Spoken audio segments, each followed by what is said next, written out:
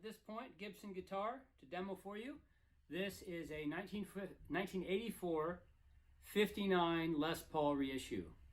Now, in the early 80s, Gibson had begun kind of riding the wave of enthusiasm for late 50s, early 60s Gibson Les Pauls in the form of a number of the first 50s reissue guitars. The first of these were really the standard, the Heritage 80 series. They had the standard, they had the Elite, then they had the standard 82, and then several other runs of guitars. And by 84, they were kind of just running this 59 reissue, which is a guitar a lot like this. A couple high points of the guitar. You got a lovely two-piece flame maple top. This is really bad lighting in here, but you can see from the photos it's a pretty spectacular top. As opposed to like maybe the 3 or 4-piece maple tops you might find with flame in the 70s. These, again, kind of nice two-piece tops.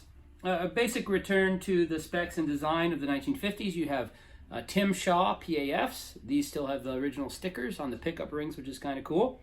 The Tim Shaws were kind of redesigned back to the PAF spec as opposed to the T-top era throughout the 70s. Not a huge difference in tone, but I think most would agree that PAF spec sounds better, and especially these Tim Shaw pickups. You have an ABR1 bridge. This one, of course, has a wire, but again, it's not the Nashville style bridge. Nickel tailpiece and posts. I think these are the bonnet knobs and the white cream pick guard, and of course have the amber toned switch. The pots on this guitar date to 1984. A little bit of buckle rash on the back, but nothing terrible. Nice mahogany back there and neck. A little bit of nicks here and there on this part of the neck, but up top there's not much. Gibson Deluxe Clouson style tuners with the vintage mint green tulip buttons.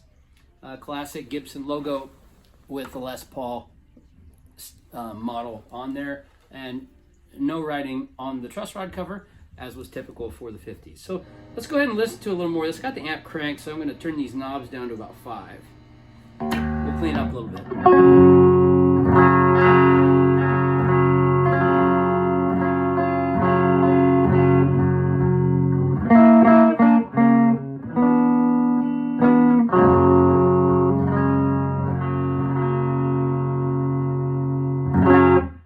Very resonant, lots of sustain on this guitar. Again, this has kind of the modern style tone wiring, so if you turn the knobs down, you lose a little bit of treble. So let's turn it up just a little more.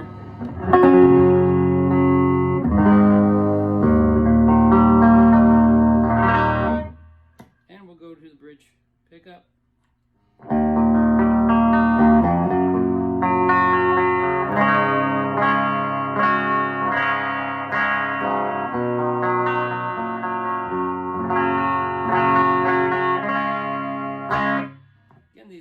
Tim Shaw PAF sounds so close.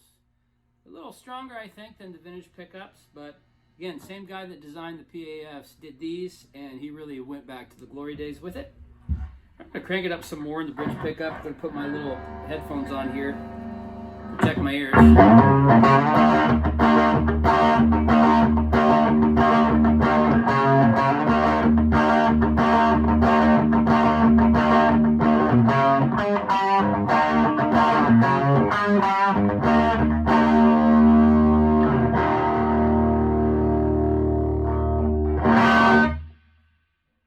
Again, just an awesome, wonderful, raunchy sound you get out of this thing. So, yeah, really, really fabulous.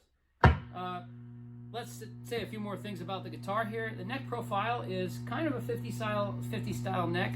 A little slimmer than what you'd find on your typical 59 today, but it's close. It's not like a slim 60s neck. But again, just not quite, just a hair thinner, I'd say. Like I said, the cosmetic condition of the guitar is very, very nice. A little bit of play wear, not much. It didn't get played a lot. Not much fret wear. I'd say there's a faint trace of it. As we note in the listing, these are both Tim Shaw PAFs. This one's original to the guitar. It has date stamps on it to 1984. This is an error-correct replacement with an aged nickel cover. When I got this guitar, it had a DiMarzio here. No funny business in installing that. It's just, it was the 80s, so that was the thing to do. Really hot DiMarzio pickup. Well, it's been restored to stock. Both Tim Shaw PAF specs are back here in the guitar. Nickel parts on it, the bonnet knobs, everything else looks original. Comes with the original chainsaw case. Again, this is just a great example of, you know, Gibson's first return to reissue Les Paul guitars. They're known now as prehistorics. They're becoming quite popular, and now's your chance to get your hands on a very, very nice example. And it plays great. It sounds awesome. So check out the listing.